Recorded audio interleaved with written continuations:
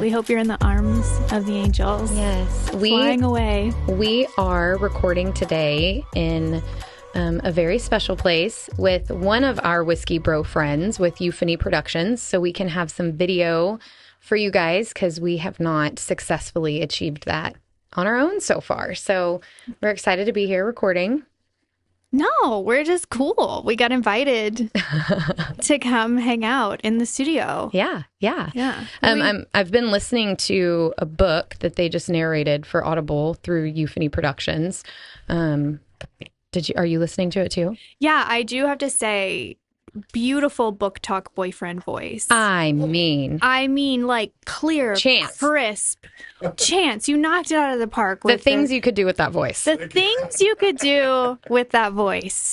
So we're listening to The Point. It's written by Lane Aiken, and it had the Audible version of it was produced and recorded and directed and performed by you guys, right? Dr. Fagley and me. I love it. You need you know how DJ Khaled has that like signature sound? Euphony Productions needs like another one, Definitely. But something close to that. Okay. For sure. Also, don't sue us, DJ Khaled. He would never. We just said that. We're tight. You Absolutely. You just said we're cool. They don't even know how cool we are. Yeah. They don't even know how cool we are. Okay, so this book is all about previous Sheriff Aiken's experience as a Texas Ranger and working undercover in the meth world in Texas. Yeah, it was really cool for me to read this book and have this narration and the visuals because if you know Lane in person, you know that his undercover look of like shaggy hair, beard is not how he presents 100% all day, every day, which I thought was a really cool dichotomy. And everyone who knows him loves him. He always has fans, but it was really cool to get to see sort of that hippie side for sure. Lane, which I never would have expected in a million years, but I love it. What I really loved about it, and this is like, I am not, my go-to vibe is not being a hater, but there was a little bit of me that was like, oh man, this is just going to glorify like the law enforcement side of this world. No. And it does not. He's so real from Jump Street. Yeah, like he shines a light on, the corruption and the nastiness and the humanity, like good and bad. And one thing that stuck out to me from a sociological standpoint is that he did a fantastic job of showcasing to people who are maybe not familiar with North Texas and rural communities, sort of this generational and cyclical nature of living in an impoverished town and how these crises attack lower socioeconomic status populations more than the next. And so I think he did a really great job setting the scene for people who are fortunate enough to have never been in this lifestyle. Yeah. And become understanding of it. Absolutely. Not so much okay or empathize, but just understanding of how it's not a one-size-fits-all problem. You can't just come in and say, don't do meth in the town, and the town won't do meth. It's so much deeper, and the generational roots run so far. And I think he did a fantastic job kind of setting that scene up for people who aren't from... We're blessed that we grew up in small town Texas and we get this life. But for those, hashtag blessed. Those who didn't grow up in the meth capital... I think he did a fantastic job. Yeah, if you want to get a little insight, and not in a desensitizing way. No. Like, it's still awful. He still shines a light on the darkness associated with that world, but really gives you like a genuine, new and unique understanding of the implications of that world. And I love what you're saying, like the fact that Well, and even when I talk about addiction, like when we think about doing an episode on addiction, of course, one of the first thinkers that, my go-to, Gabor Mate, right? What does he talk about? Like, it's not about the addiction, it's about the pain underneath the addiction. Exactly. So generational trauma or patterning, the habits that you created to cope at a very young age show up then in your adult capacity to function with life. And I know. Sometimes... And I speak for the trailer park community as a member of Proud Trailer Park Trash. It's a different lifestyle than people think about. They think it's just, oh, that person's addicted to a substance. They must be lazy. They have a low IQ. There's all these stereotypes that go into it. But until you really understand the dichotomy of getting out of cyclical poverty and how challenging that can be. Well, and that the system works against that. Yeah, and he did a great job highlighting like what the feds were doing versus the state and local government. And when I was listening, I was like, what is the point of a federal fucking government? I was a little bit of a hater because of the challenges that he had run into. Sorry, I don't want to misspeak. I don't want any feds. No, I think you're doing, but I think your interpretation of the book, and Chance and I were even talking about it before we started recording. Lane says that 75% of that book is fiction and 90% or 25% of that book is fiction, and 75% is nonfiction. Like 75% he lived it, and the rest of it is a little embellished or dots are connected that maybe wouldn't have been connected otherwise. Same with my stories. Same with. I think we always give that disclaimer on the podcast. Like anybody who listens, I'm like, please don't take it all as fact, please. Yeah. My boss for the distillery says, "Never let the truth get in the way of a good story." Amen. Oh, word. Amen to word. that. Absolutely. True Revelations 5:7. I think that he wants us to look at systemic struggles on the law enforcement side and on the addiction side. I think he wants us to acknowledge like the questions that should be asked. Yeah. Right? 100%. I think he does that on purpose. Yeah. And I appreciate that glimpse into the world. Yeah. I really thought I was going to read it and not have the same viewpoints as the author. Oh even gosh, though I know Lane as a person and I know how good his soul and his heart is. But I thought, I kind of can veer towards maybe a little far too understanding of substance use. For sure. And I was really impressed. It was a really well done book from a sociological perspective and a government perspective, as well as just a think piece on where do we attack the problem at. Right. And I think demonstrating the pain on both ends of that spectrum, like the narcs who are undercover and trying to attack the problem and the struggles that they have as a result of experiencing trauma or being away from their family or missing that night with their kid or whatever, and seeing the humanity in that story as well as the humanity in the addiction. Yeah, it's that's hard. a great point. Yeah, that's a great point. Not many people know that our area was the meth capital. Yeah. So fun fact. Fun fact. We don't put it on T-shirts anymore. I do think they banned that. They told us no more. Yeah. Are we allowed to? No. Didn't bode well for the. Doesn't bode well. Yeah. What's so funny is really. Can I insert absolutely a little thing here? So when I first moved to North Texas, I'm from South Texas. When I first moved to North Texas, to the area that we're at, every time I would go visit a town, I'd be like, oh, this is such a cute little town. And they'd be like, man, that town's got meth all over it. I hate them. They've got drugs everywhere. And then you go to the very next town and they're like, no, it's actually that town. Yeah. They're the ones with the meth. And I'm like, y'all are just finger meth pointing at every other town. Who's actually slanging here? Well, unfortunately, it's such a rampant issue that I'm pretty sure it's not reserved to one zip code. No, but it's just funny that North Texans love y'all to death. That's what y'all want to bring up. Anytime I'm like, oh, I just passed through that little small town XYZ. It's so cute. And they were like, girl, don't stories stay. I could tell. Don't stay long. Don't stay after dark. That is a pass by town. That's and I'm funny. like, wow, that's your tourism slogan? Like, we should probably work on the tourism slogans around here. Probably. But just as an outsider looking in, that's my advice. Yeah, we definitely are centralized in the meth capital.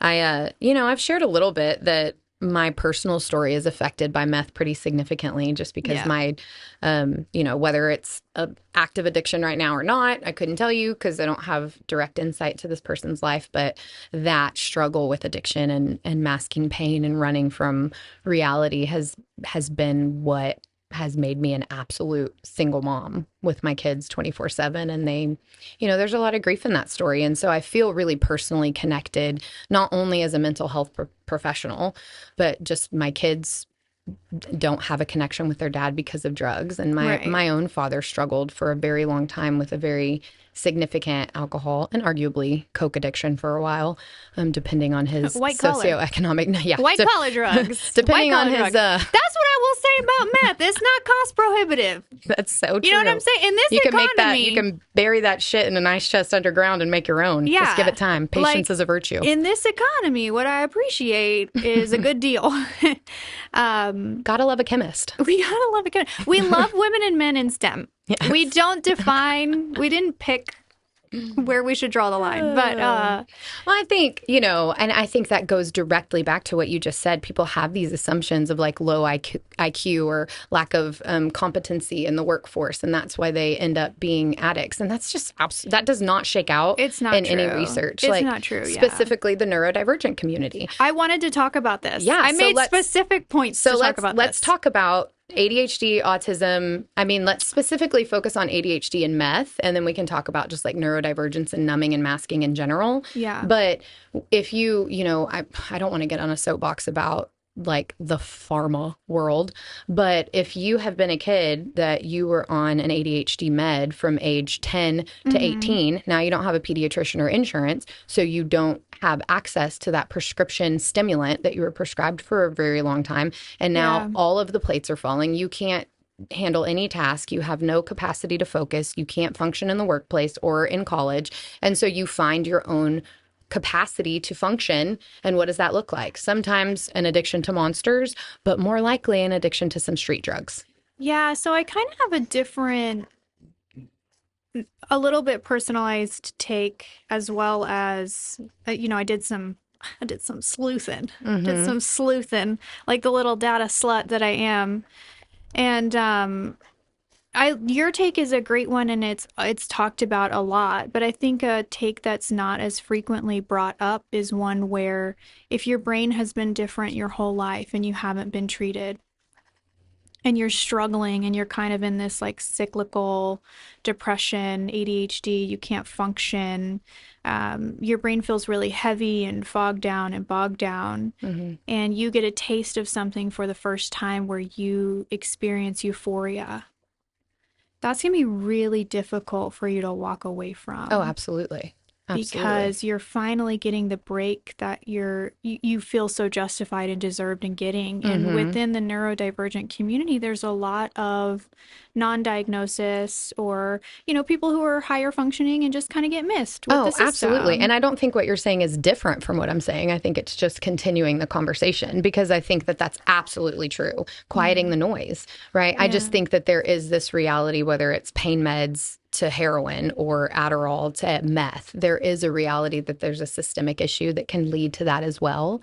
But I think one of the most interesting things that we've talked about this too, never on the podcast, I don't think, but just as human beings, like when you feel, like you just said, that lack of belonging and that incapacity to connect to people, like how 3 drinks can make that feel better. Yeah. And then sometimes people don't, it doesn't always have to be like a hard drug or like a euphoric high, but even just that numbing to take that social anxiety edge off, or to take that need to mask off, or then the alcohol becomes the mask, right? Like there's not just one formula that you can plug it in and be like, this is the likelihood of this person to end up struggling with addiction. Yeah. Right? Like there's all of these pain points and all of these struggles with connection and all of like these substances or behaviors.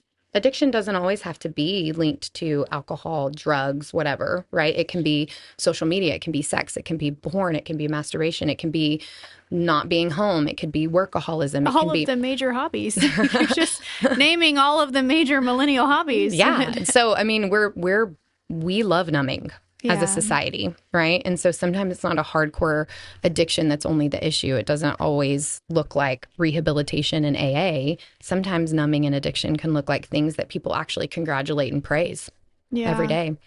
I want to talk about, I actually want you to talk about, but I want to bring up the limited information that I have about the human brain. You have a vast knowledge more.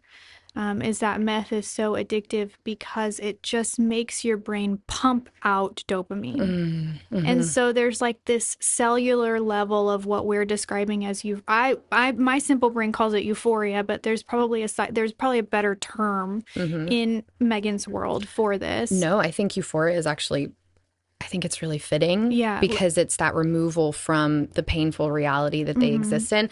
Unfortunately, there's also this, there's this detachment from concern, or I don't want to say a detachment from accountability, but there is a detachment from the implications of your behavior also, like because you're so like on cloud nine, you're pain free and you're not causing any pain because you're so removed from that reality. And it does feel like this rush of absolute pleasure inducing brain chemistry. It's like if it is somebody who is perpetually abused or perpetually detached or feels a lack of belonging or is like dealing with depression, anxiety, like it can create this feeling. And I've actually heard multiple people in recovery from meth or people who have struggled to recover from meth describe it that way. Like once you feel that, it's so hard to not want to feel that again.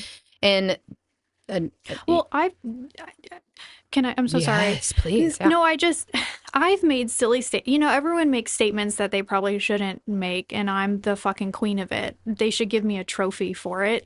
But I've made statements, and this does have a point that you're going to get to probably quicker than I do. But I've made silly statements like I watched the show Pam and Tommy, and I was like, God damn, popping Molly with my boyfriend sounds like a great fucking weekend. Like Pam and Tom, they made it look so cool. And you've looked at me and you've been like, hey, love, the withdrawal that you as a person, your brain, you get serotonin for the first time and then you withdraw from it, baby, I'd have to put you on my desk and watch you like a hawk. No, I think that's so important to talk about because with meth, the prolonged exposure to methamphetamines and the way that it changes the brain chemistry means that you may not be able to naturally get that dopamine hit again.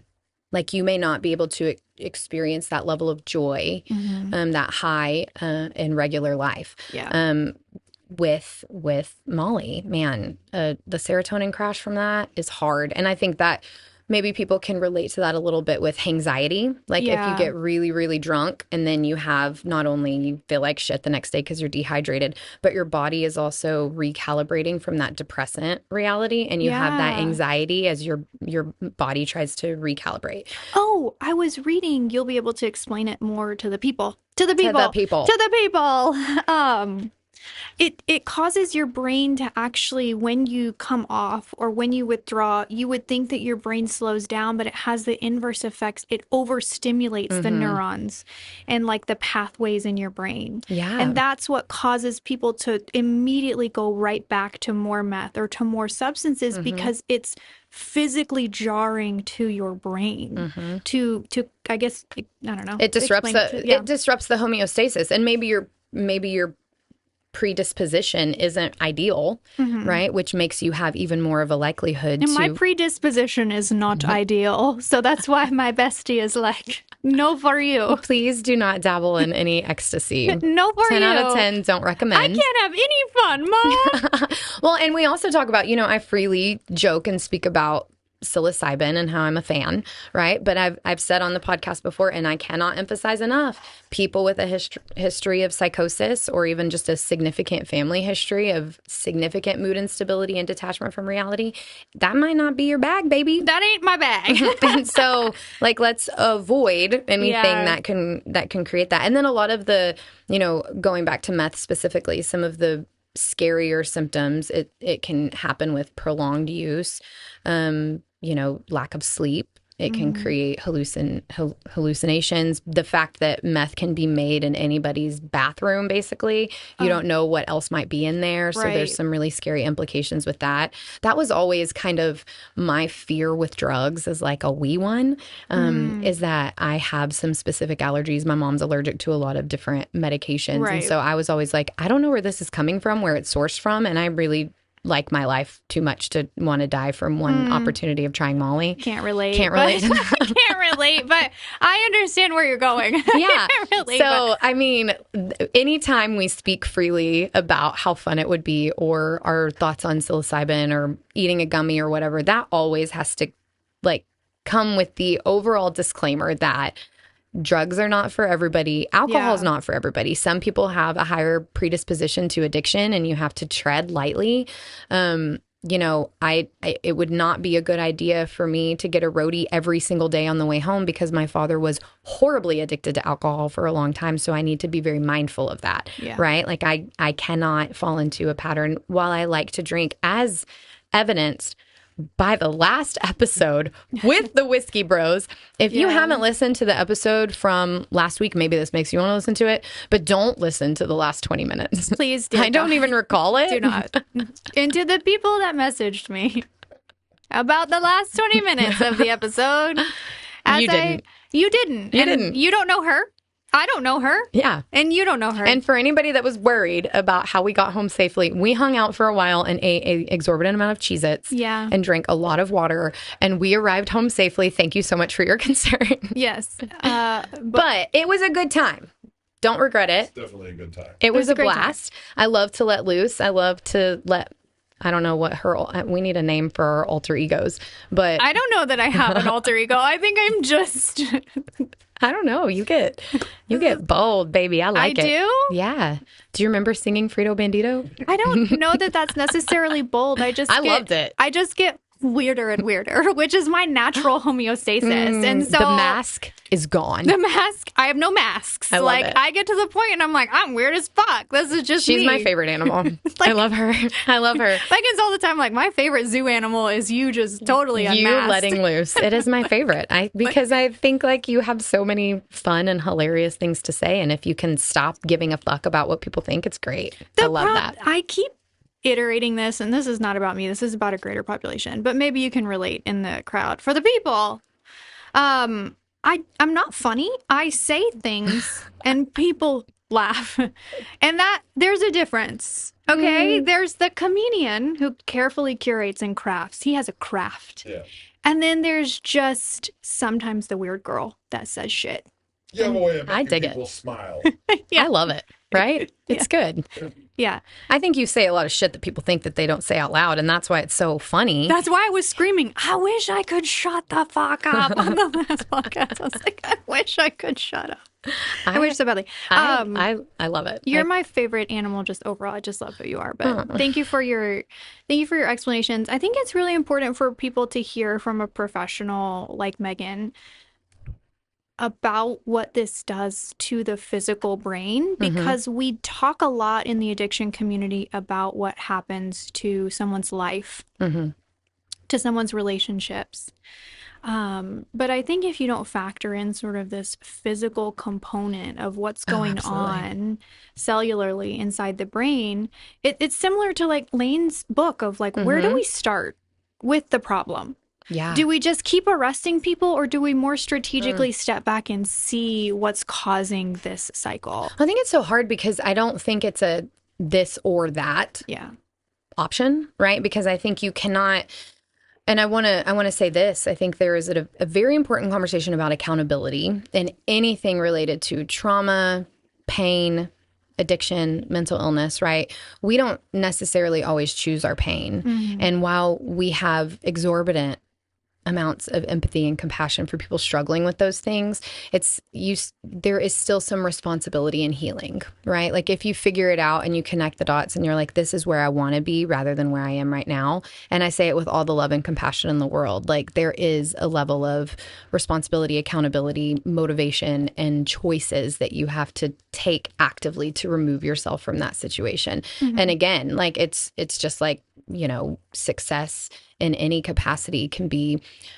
decided a lot by where you come from and what opportunities you have early on. We talk about that a lot, right? Like wanting to create better for our kids because, you know, we're like really having to hump it to get to where we want to be. Every day. Every goddamn day. Every day. Every goddamn day. If we were gifted our first home for our wedding, right, that our car, life would look a lot different. Right, exactly. Fucking present. I've never had anything I wasn't in debt for. Like, and I think that is just a Did you know we have to talk about that. Did you know right? some people like get their schooling paid for? Oh my gosh, yeah. Did you know that exists? There's like a thing. Did you know that? Did you know that? I might have heard a thing or two. There are rumors. People There's start rumors. life debt free. Oh God. There are people I came out the womb with a triple D credit. I was like, God damn, I'm over leveraged. God damn. So I think, I don't ever want, when I talk about accountability in any of the subject matter that we bring up on this podcast, it is not saying like, this is your fault, you chose this, like pull yourself up by your bootstraps. This is just, hey, yeah, like here we are. And what are we going to do to move you out of this space? But what you were talking about with literally the physical brain structure, addiction does physically change the brain. Yeah. It limits your capacity to govern judgment, to, slow down on impulsive decisions. Like memory can be affected, decision making in general. I'm checking all these boxes and I have no addiction, so I'm a little concerned. I'm so sorry. Decision making in general can be more difficult for people who are already in addiction. What does that say to me? That means that their opportunity to accept accountability and make meaningful transitions in their day-to-day reality to remove themselves from that experience is harder. Like, it's not like you can just wake up one day after you've been a meth addict for 7 years and just stop. Yeah, they're saying now that brain scans show that meth does more trauma than a traumatic brain injury, than a TBI. Yeah. There is still hope. And I've had this conversation with a client this week. There is hope in neuroplasticity, just like if somebody has a horrific TBI or stroke, you can utilize different practices and principles and exercises like you learn in rehabilitation, whether it's physical or in this case, more of a mental health driven psychological rehabilitation reality. But your brain can establish new neurosynaptic connections, and what we practice grows stronger. So if we're practicing numbing, if we're practicing addiction, if we're practicing escapism, then that's going to be our impulse. Your default. Right? Yeah. And so when you're trying to transition your brain's tendency to not fall into those habits, you have to work really, really, really hard. And there is no magic wand. There is no perfect formula. It is a tenacious, decided action that you take every day to get out of an addictive cycle. And it's fucking hard. It's really difficult. It's so hard. One of my favorite phrases that you say, and because I have memory issues, I might not say it as eloquently, but you always say, you don't get to choose your pain, but you get to choose your suffering. Yes. And it's made an impact on me, and I'm sure countless thousands of other people who have heard you say that, because it does, it allows for grace to the fact that you didn't get to choose what you were born into. You didn't get to choose that, maybe your brain isn't firing on 6 cylinders like someone like Mensa over here, lovingly, beautiful, lover. What, did that make you mad? No. I'm so sorry. I love you. Just every time you bring that up, I'm like, that doesn't feel real. Don't say that out loud. Sorry. No, like maybe you don't get to pick that. I totally agree. And so there's empathy in that phrase for the fact that you're right, kiddo. You weren't dealt the full ace. But you get to choose how you suffer. Absolutely. And I think it's really impactful for this beautiful balance that is really difficult to talk about in the addiction community of where do you draw the line between enablement and empathy? Absolutely. Absolutely. Yeah. This is hard because I think I come at this topic with 2 pretty different vantage points. One, as a daughter of an addict, and knowing what allowing him to get to rock bottom felt like, but also seeing the redemption that he encountered post rock bottom experience. Yeah. He was, when I was getting married, he was homeless in Albuquerque, probably getting his rocks off on whatever substance he could afford on that given day. Also a really great band name. Homeless in Albuquerque. Write it down. We're trademarking it. You heard it here. That's ours. Like a reggae rock band. Homeless in Albuquerque. I don't mean to diminish your Joe's a vibe. Joe, I love Joe. Joe is a vibe. Joe's a vibe. We love Joe. My dad and your dad. Oh, they would get along for so many reasons. Anyway, the audience doesn't even understand. We can have a whole podcast dedicated to that one. But yeah, our dads. Yeah, we can title it "Daddy Issues," but we love them. The disclaimer is that we have good relations. Father figure. My dick's bigger. I didn't know if we could. I love Taylor Swift, and I love that she mentions male anatomy in multiple tracks on her latest album. It's great. Anyway, I'm sorry, audience. No, I'm sorry. They're not sorry. They love our rabbit trails. I know, but they've been missing us for over a month. I know, but it is time. What you say is really important and impactful, and not to be cheesy and tear up, but like what you say matters, but and I think makes melding impact it with people. Helps me keep. And I don't want to be it. the reason that someone who needs this doesn't listen. So the floor is yours. Well, I think so. As a daughter, knowing that it was really, really hard and relinquishing. Like, I really wanted to white knuckle my dad's experience. And I mean, think about it. I had just graduated with my master's in social work. I'm starting my family. I'm getting married. And there's not a damn thing I can do for my dad. Like, that is not for the faint of heart, A. And I also, anybody who has been in that experience, how hard it is to allow your loved one to be in that place. Yeah. It's gut wrenching, and there's a lot of grief in that. But in my specific example, my dad did get sober. And it was after. Go, Joe, go. Yep. Yeah, he was sober for a while, but he got sober once Lennon was here, and so my kids got to experience him in a different way than I got to experience him, and I'm really grateful for that. And again, there's so much redemption in that story, but it did require me saying, "All right, Dad, I'm out, and I wish you the best." Yeah. And if you decide that you want to take steps to be a healthier version of you, I will be here. And I have all the resources, I have all the knowledge, I have all the things that I could help guide you with. But until you have a decision that you want to do this, I'm out. I'm absolutely out. But go ahead. Do you find that daughters or sons of people with substance use disorder often blame themselves and feel a sense of shame? I only ask not to direct it towards me, but when I was in a relationship where that person had substance use disorder, I just all the time was like, if I was with me, I'd probably have to drink myself into oblivion too. Is it the same romantic relationships versus parental relationships? Well, I think kids are like, man, if I was enough, wouldn't he be sober? Like, if I was enough, wouldn't he have gotten his shit together to be here when my kid was born? Yeah. Like, I think we definitely have those experiences. And I've experienced both, right? Like, I've been in the marriage too, which I think, again, we've talked before about desensitization in your childhood experiences can sometimes lead to the partners you choose, right? Shocker that I chose an addict. Every time she says that, I rebuke it. I'm like, I don't. But it's true. And I think there's so much. I know it's true. Yeah. There's so much we can learn from that, from people who are living addiction from that standpoint, and people who are choosing partners that fall into addiction, or people who find themselves enabling addictive patterns. A lot of that goes back to unprocessed childhood experiences. I think that we could spend 5 episodes attempting to unpack addiction and the implications, what gets people there, how being a family member of somebody who is in active addiction, what that feels like. And we could never cover it all. Yeah. I will put in the description of our episode some resources, some different books that you can read to dig into more about how, if we really look at addiction from the pain that sourced the need to numb, which then evolved into absolute active addiction.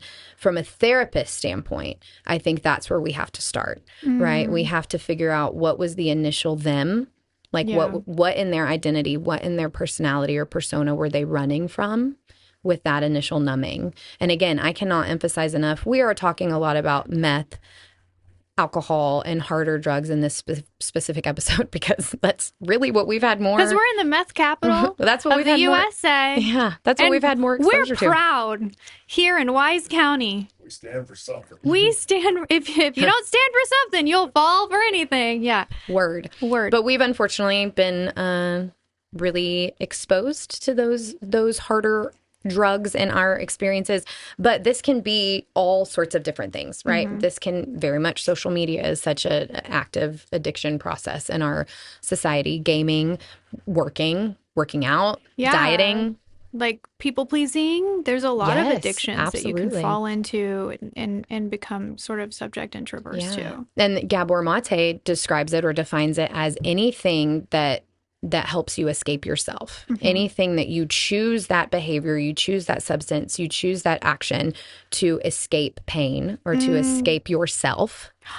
I was going to ask you, like, for people listening and they question whether or not they're addicted to something, whether it's meth or what is that definition? You know, what your therapeutic advice. So as a rehab therapist, right? So, you know, one of the more, and this was, I mean, however many years ago, I was working in a rehab facility, like an inpatient setting. We said if there's social, financial, legal implications, like if all three of those boxes are checked, you're probably addicted. I think that in our current world, that may not be totally true. Yeah, because I was gonna like a little push back lovingly and be like, oh no, I know. I have, I was going to push back. There's a lot of really, being recorded. There's a lot of really unhealthy behaviors that are glorified in 2025. Well, and I just think, because please push back. No. Yeah. And I don't mean push back. I don't mean that in a negative. At the old school thought of at what the old is addiction. School thought. Yeah, because the thing is that because we have destigmatized addiction and IQ, I want you to know there are a lot of brilliant people out there who have addictions, and they cover their tracks, and they know that people are looking for social, legal, and employment issues, and they don't have them. And they don't have them, and so because they say, well, I still have a job, I wouldn't be an alcoholic if I couldn't keep my job, and I don't know how many times I heard that. Absolutely. And I totally agree with that. I think people are brilliant and creative and forever evolving to societal demands and definitions, and you can fall in line in a way that appears to be quite successful, and you can be thriving and every single day be masking your pain. I mean, my addictions are helping other people. Let's talk about anything but me, you know, and I'm happy to talk about me in like a haha or like in a high-minded like kind of way. Like, let's not talk about the vulnerable parts. Like, let's skim over that and move on to something else, right? Like, I love to stay busy. My books are busy all the time. Like, my preference is to work 9 to 6 with no breaks. I get in there, I get it done, I stay in my creative flow, and then I'm in mom mode, and then I crash at some point and go to sleep. Like, I'm addicted to being busy. And it's a really important gut check for me to say, like, I need to slow down, whether that looks like rotting and watching, oh my God, I don't know that I recommend it, but the Ed Gein Monster series this weekend. Well, like, please just, talk to your therapist and get clearance before you. Can you tell them about Monday? About Monday? Oh, listen, bitches. Oh, okay. So Life 360 did not alert me, but I'm like doing my thing, running late per usual, getting ready.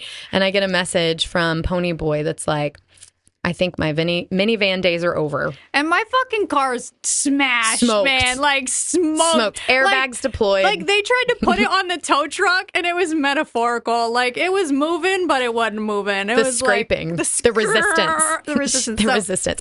Okay, so I walk up. I, like, get all my shit done, get my life together. Cheek. Uh-huh. What? The cheek meat story is. I want to tell. Can we tell this story? Oh, I don't care. Yeah, are you sure? I think it'll be fine because it's. I think it's hilarious because it's again. I think one, you're not falling into the categories of the things that we're talking about, 100%. But this is hilarious and it creates some levity around. Okay, you want me to break it down for the people? Okay, wait. Let me say what I see when I walk up, and then I want you to tell your story. Okay, so I walk up. And if you don't, I'm so sorry, you're going to hate that I say this, but if you don't know Pony Boy, she's got a beautiful set of titties and they were free. They were free in her very oversized tie-dye shirt with a skull on it. Tits out. I didn't know I was going to get a fucking wreck that day. You know what I'm saying?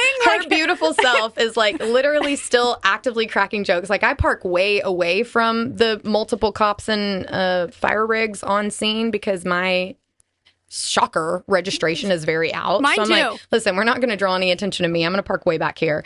And I roll up and she's just like chipper as ever, cracking jokes. She's got her hands very full with all the shit from her van that she needs to get out. Tits flying, jokes popping. Like it is a vibe. You were still An absolute vibe. They kept asking me, like, how do you not have a scratch? Like, we're so confused why we don't need to call EMS. I'm like, I'm too unlucky to fucking die, man.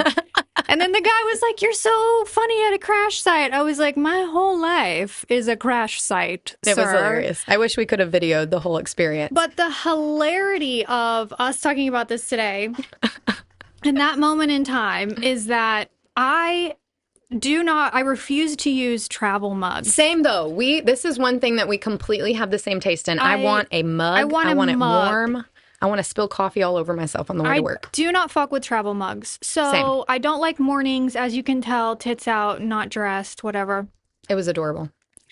It was a Grateful Dead tie-dye t-shirt for anyone listening. So that really sets the scene that I could look like, one would say, a stoner in my Grateful Dead Absolutely. tie-dye t-shirt and my fucking Birkenstocks. Tits out, just It was a getting vibe. in wrecks. How that correlates, you're going to lose your mind, is that I just grab a coffee cup, pour the coffee in it. I'm like, get in the car. Let's go, let's go, let's go. I get in this wreck. The coffee cup that I had chosen was from a little old town called Austin, Texas. I don't know if you've ever been there. They have a culture there of sort of being very 420 friendly. Mm-hmm. Some would even say that's just the vibe there. Yeah. So the coffee cup that I had selected was from Wake and Bake Coffee Co. That is also a bong. She literally had a bong in hand. So the state trooper walks up to me and he's like, hey girl, what you holding? I said, a bong. Coffee cup.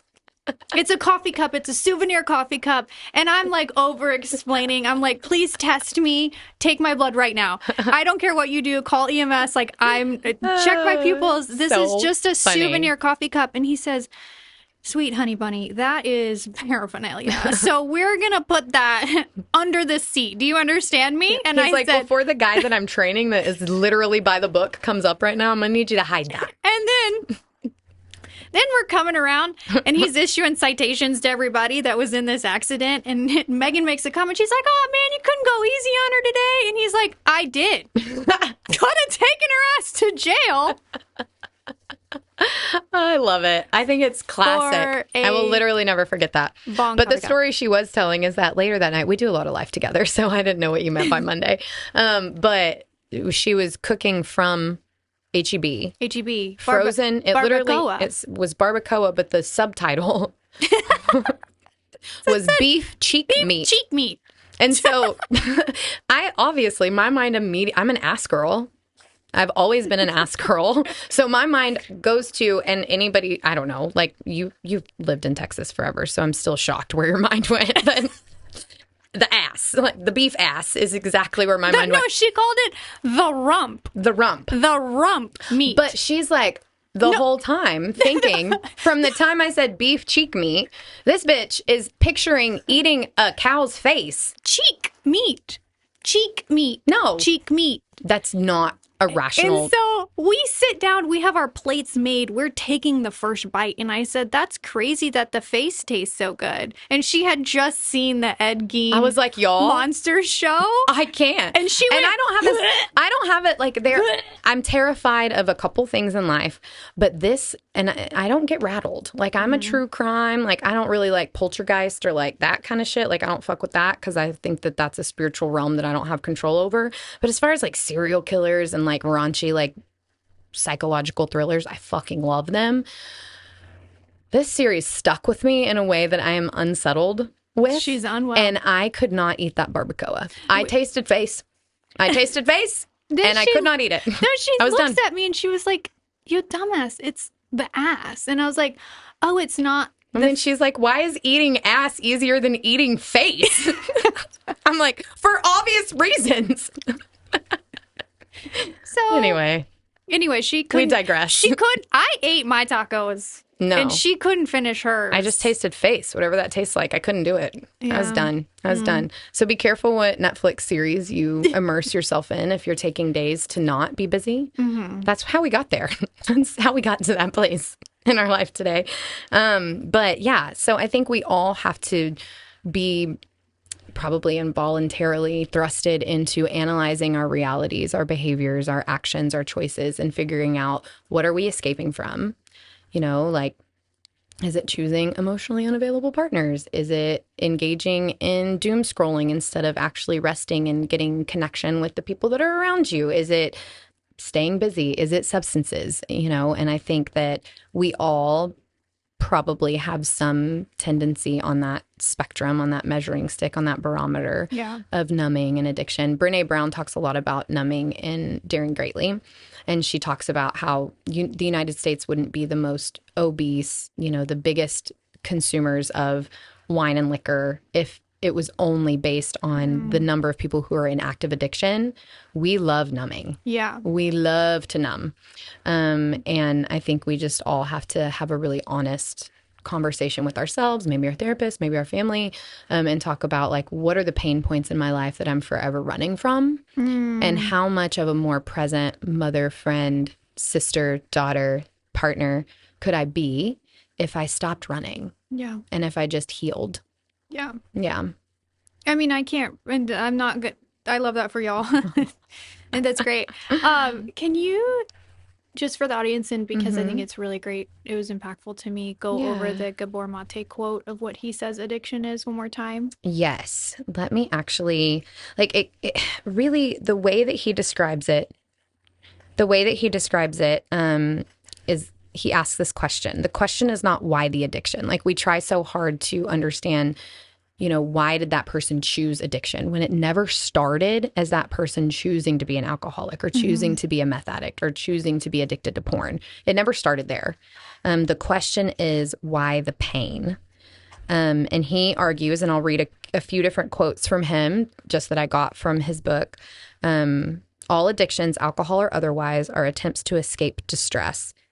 What pain is being avoided? The essence of trauma is disconnection. So as you said early in the episode, like in your experience or in watching other people who have neurodivergence or who have a little bit of autism and feel disconnected from people in general, that's trauma. Like being perpetually disconnected and perpetually yearning for belonging, that is trauma. It doesn't have to be big T trauma, this one moment on one day in the calendar.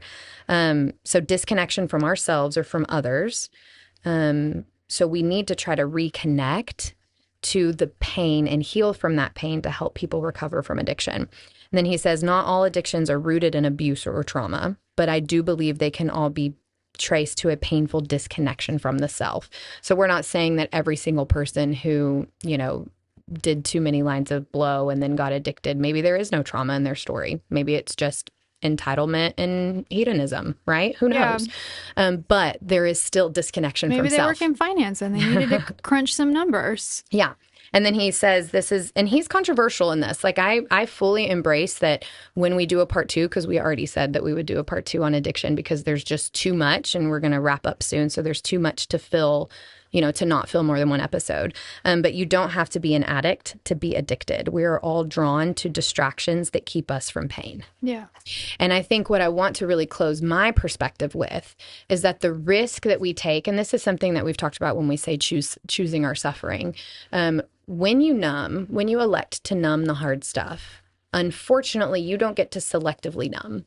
When we numb the dark, we also numb the light. Yeah. And so when we choose to disconnect from ourselves to avoid pain, we also disconnect from joy and love and beauty and creativity and meaningful relationships. And yeah, it might make the hurt feel less impactful, but we also miss out on all the good stuff.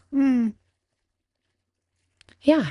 So I think that this is a heavy struggle that, I mean, I don't go a week without somebody reaching out and asking for resources. I think as a social worker, like at heart, I'm very resource driven. So if you are struggling with addiction, or if you feel like, hey, I don't know, that kind of tracks, I might be addicted to this behavior and I really want to figure out like what pain I'm running from, I 10 out of 10 recommend therapy. It doesn't have to be me, but it probably should be somebody. And really working through that pain. I'm also going to, like I said, post probably a couple YouTube videos and a couple of books that people can kind of dig into. But let us know your discourse. Like, what are your reactions to what we've shared today? What are your disagreements? What are your struggles? What resources do you need? Disagree. Don't send us your disagreements. That was sweet. Maybe questions. She's being political. Maybe you need clarification. No. Hey, No, but we kidding. do love the idea of having a segment on like kind of like love letters to Kelly. Where people phone in. Yeah, where we phone in and literally get people, like, if you send in something that you want to talk about, we, like, for the intro, call you on speaker and kind of hash it out. So let us know your questions. We're excited to be back for season 2. We have lots of good things coming your way. Season 2. Thank you for, Big Daddy Lane for writing this book and sparking this. Yeah. I hope he doesn't hate that. But that's how I see him in my eyes, is Big Daddy Lane. Thank you for writing this book and shining a light on an issue that's really heavy to this community, but it just far flows from the North Texas area to a global issue. Absolutely. And kind of spotlighting some things that I didn't even know about it, and especially when it comes to law enforcement. Yeah, so thank you for sparking honest this. way. Yeah, it was good. Really good. And thanks, Chance, for helping us with this episode. Euphony? Euphony Productions. Yeah. Euphony. I know we inspire all the people to start their own podcast because they're like, damn, if they can do it, we can do it. So if you want to, you should reach out to Chance with Euphony Productions and start your own podcast. Okay, does the word euphony have some symbolic meaning? Oh, ask Doc. Listen, okay. Doc has thoughts on this. Okay. Doc is very excited about this name. Yes. Okay. Yes. Ask Doc. Yeah. So if I Google Gemini, what does euphony mean? Will I get close, or is it Yes, sort of you'll- localized? Yes. Okay. No, you'll get there. Okay. So thanks so much for having us. We appreciate you. Yes, thank you. Yeah. Same place, same time next week. Yes. Same place, same time. absolutely. Thank you guys so much. Have a good one. Stay weird. In the arms of the angels, fly